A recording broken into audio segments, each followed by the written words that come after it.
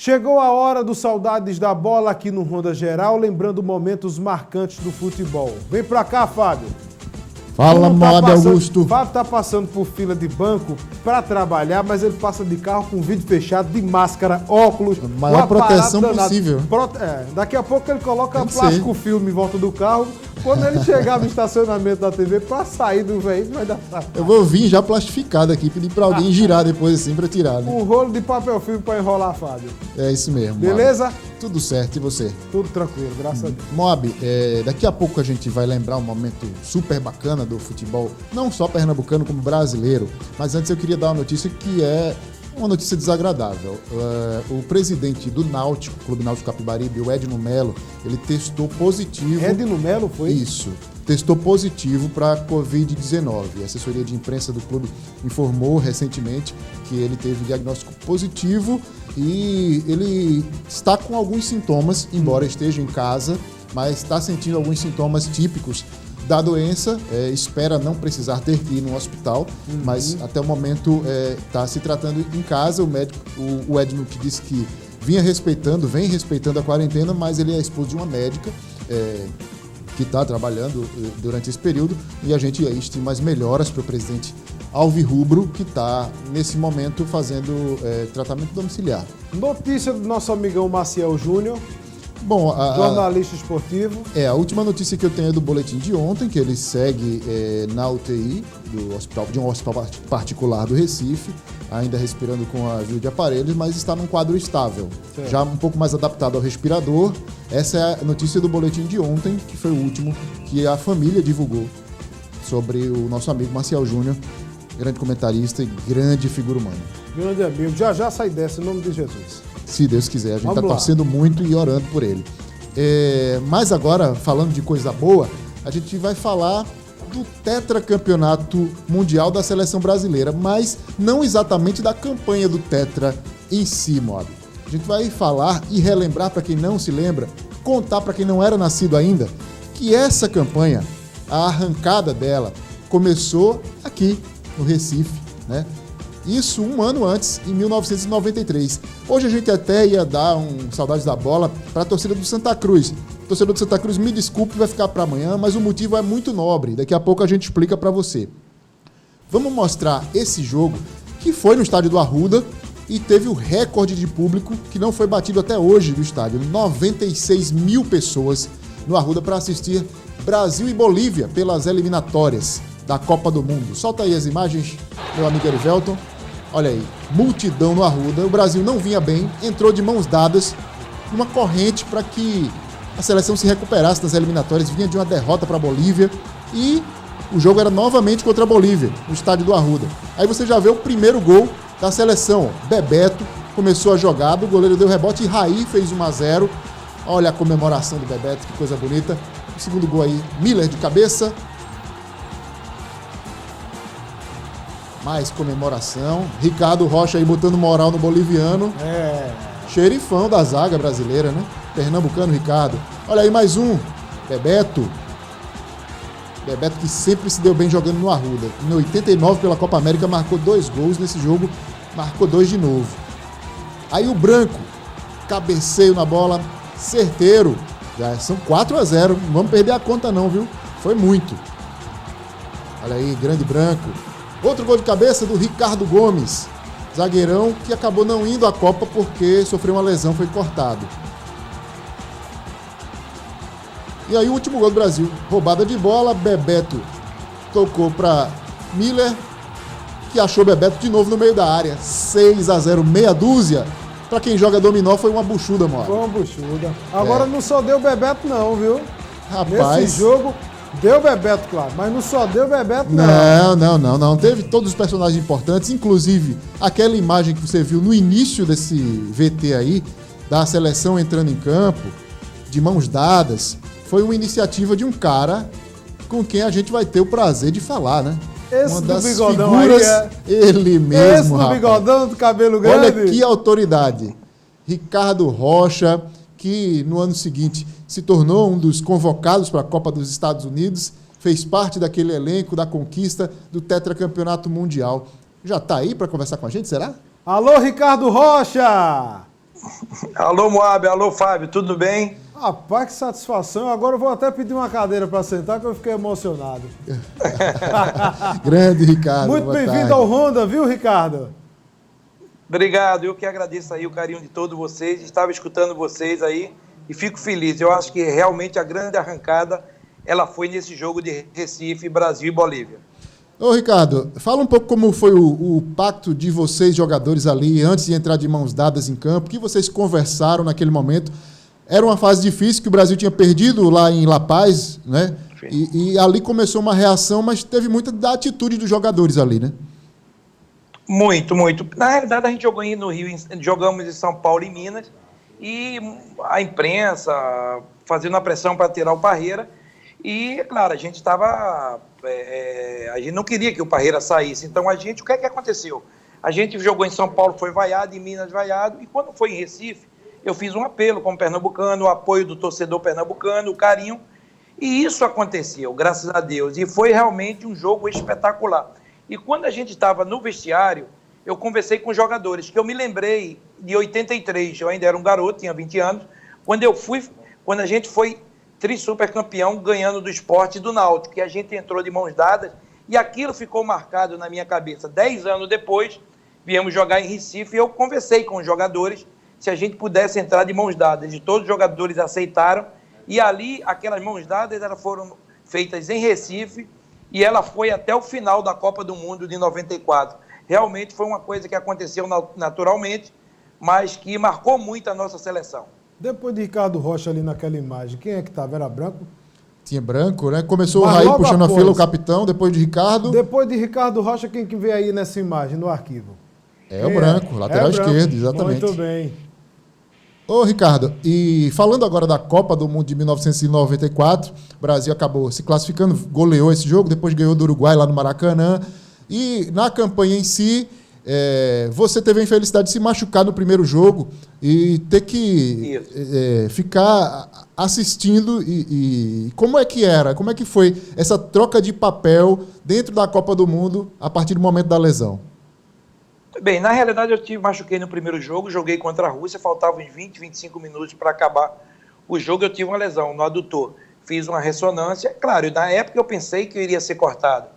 Então os jogadores se reuniram junto com o Parreira, falaram da minha importância na eliminatória, nos jogos, então que eu iria ficar, e é claro, eu falei, gente, devo ficar bom no último jogo, talvez na semifinal, e só me recuperei realmente na final. Na final eu fiquei no banco.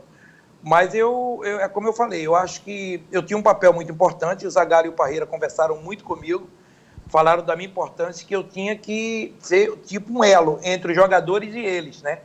Então, acho que foi isso que aconteceu, eu tive a confiança dos atletas, tive a confiança da comissão técnica, e graças a Deus tudo correu bem, né? Muitas coisas acontecem dentro de uma concentração, eu sempre digo que a concentração e o vestiário é tipo um confessionário, tem coisa que não se pode falar, então... foram muitas coisas boas, é claro que numa competição que tem um mês aí, muita pressão, tem algumas coisas que acontecem que tem que ficar ali com a gente, a nossa seleção, fizemos muitas reuniões, a equipe estava muito focada, é um grupo, esse grupo é muito forte, muitas lideranças, e isso ajudou bastante. Ô, Ricardo, outra coisa inesquecível desse tetracampeonato foi depois da conquista, a gente está vendo aí a imagem da comemoração, depois que o Roberto Baggio perdeu a penalidade, a última, foi a decisão de voltar para o Brasil pousando primeiro no Recife. Como é que foi isso? Normalmente, quando você é campeão do mundo, você tem que descer em Brasília. Por quê? É a capital do Brasil e você tem que realmente... Onde está o presidente da República? Mas é incrível. Eu, na semifinal, já tinha falado com o doutor Ricardo Teixeira, junto com o meu amigo Fred Oliveira, e a gente tinha falado para ele, se a gente chegasse às finais e fosse campeão, que a gente descesse em Recife. Então, foram muitas conversas, né? Eu acho que Recife mereceu, o torcedor recifense pernambucano, ele mereceu esse carinho de todos nós. E todos os jogadores, quando realmente aconteceu o título, quando a gente ficou sabendo que ia ficar em Recife, então, todos queriam descer em Recife, todos, em agradecimento, naquele momento difícil, o carinho do torcedor pernambucano. Então, é muito legal, né? E o primeiro jogo dessa eliminatória desse ano ia ser em Recife também, porque eles sabem do carinho do torcedor pernambucano para a seleção brasileira. Então, eu acho que o Recife tem uma referência enorme, em relação à nossa seleção brasileira, e vocês da imprensa têm que fazer parte disso. Por quê? Porque o elo, imprensa, jogadores e torcida, ela tem que ser legal com a seleção brasileira. A gente está jogando em casa, então nós sentimos na pele aquelas vaias em São Paulo e em Minas. É muito difícil você jogar em casa e ser vaiado. Então a gente recebeu o carinho do torcedor pernambucano, né, e conseguiu realmente dar a volta por cima. Então, esse é o meu esclarecimento em relação à ida a Recife. Todos os jogadores que iriam em Recife. E ali, para mim, na minha terra, na minha capital, aconteceu muitas coisas boas. Né? Aquele voo aéreo lá do nosso piloto, lá mostrando, né, como estava a Avenida Boa Viagem, a chegada, o beijo no chão meu. Então, eu acho que é muito legal você reviver tudo isso. E tem uma coisa que eu queria falar para vocês. Essa seleção, ao longo dos anos, ela foi muito criticada, dizendo que essa seleção não jogou futebol. E agora está passando alguns reprises dos jogos da seleção. É impressionante como muitos torcedores têm me mandado mensagem de dizer, me enganaram todo esse tempo. Eu digo os torcedores mais jovens, que tinham na época 5, 6 aninhos, que tiveram uma informação desinformada da nossa seleção. Como os caras falavam, como essa seleção correu, como jogou, como o Dunga jogou, como o Mauro Silva jogou, Romário, Bebeto. Então, graças a Deus que agora está sendo reconhecido em justiça em relação a essa seleção brasileira. Falou em Romário, né? Verdade. Essa parceria rendia com Romário. Frutos em campo e muita resenha, né? Como é que era a tua interação com o Romário? Ele já contou algumas piadas que envolviam você também. Tem muita história de vocês dois, né, Ricardo? Muita história, né? Nós somos amigos há muitos anos, temos essa confiança e eu sou amigo de todos, né? Todos que participavam dessa Copa do Mundo. Então, como eu falo, eu acho que primeiro é a confiança que você tem que ter no dia a dia, em qualquer trabalho, não é só do futebol, né? Esse grupo, como eu te falei ontem, tem muitos líderes. Se você pegar hoje, né, o Dunga foi treinador da seleção brasileira, eu trabalho hoje na imprensa, também tive minha passagem no futebol, o Jorginho é treinador, Mauro Silva é vice-presidente da Federação Paulista, a Leonardo está muito bem, Raí está muito bem, então o Zinho está muito bem, então Paulo Sérgio, enfim, então Tafarel, então eram muita liderança, isso é muito bom, coisa que hoje se reclama muito dentro de uma seleção brasileira, que é essa falta de liderança. Então tinha muita liderança e a gente falava muito, se conversava muito. Eu mesmo sabia que essa era a minha última Copa. Então, quando eu não joguei, eu falei, eu tenho que fazer o máximo fora de campo para ajudar essa seleção. Então, fiz o máximo dentro de campo para ajudar essa seleção. Eu acho que aí está um reconhecimento de todos vocês, de todo o público, né? E eu vendo o jogo domingo, eu me emocionei muito, porque realmente tudo iniciou com aquelas mãos dadas em Recife, em Pernambuco. Então, eu quero agradecer nesse momento a todo pernambucano, recifense, e continuem apoiando a seleção brasileira. E tenho certeza que a gente também vai sair dessa situação da pandemia, de muitas coisas, porque o brasileiro ele é muito forte, e principalmente o nordestino. Conversar com o Ricardo Moabi passa um filme na cabeça. Eu me lembro que eu tinha 13 anos nessa conquista e ele falou da Avenida Boa Viagem lotada. Eu me lembro demais dessa cena. Ainda como um jovem adolescente, você deve se lembrar também da minha geração. Como um jovem adolescente. Ricardo Rocha diz o seguinte agora. A participação da imprensa foi muito importante. Hoje recebe mensagens, né, de pessoas que na época tinham 5, 6 anos, né, falando da importância do jogo e daquele time naquela época. E me passou um filme conversando com você. Por isso que eu falei que estou emocionado e estou mesmo, Ricardo. Porque eu lembro que eu pedi para o meu pai para me levar para assistir a passagem de vocês aqui. Meu pai conseguiu me levar com camisa do Brasil, com chapéu, né? Então, na época eu estava na 4ª série do ensino fundamental. É o novo. É o novinho. Era um garoto. É porque é o seguinte, nós somos de Xuxa para trás. Eita. Vocês são de Angélica para frente. Ricardo, um prazer enorme conversar contigo.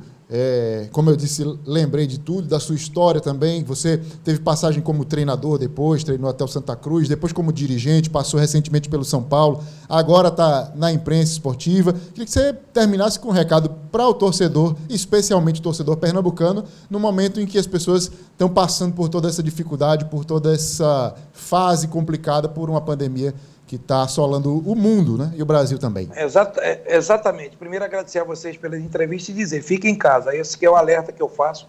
Eu acho que o Brasil ainda está no pico muito forte dessa pandemia. Agora tem uma coisa, tá, gente? eu acho que eu nunca vi um momento tão difícil no mundo, porque às vezes tem guerra fora, agora esse é no mundo, não é no Brasil, não, no mundo inteiro. Eu nunca vi com meus 57, vou fazer 58 esse ano, né? Nunca vi uma coisa dessa. Então vamos dar as mãos, vamos acreditar, o nosso povo é guerreiro. Eu vi que em Recife, em alguns momentos, foi quebrado isso, de não ficar em casa, muita gente saindo.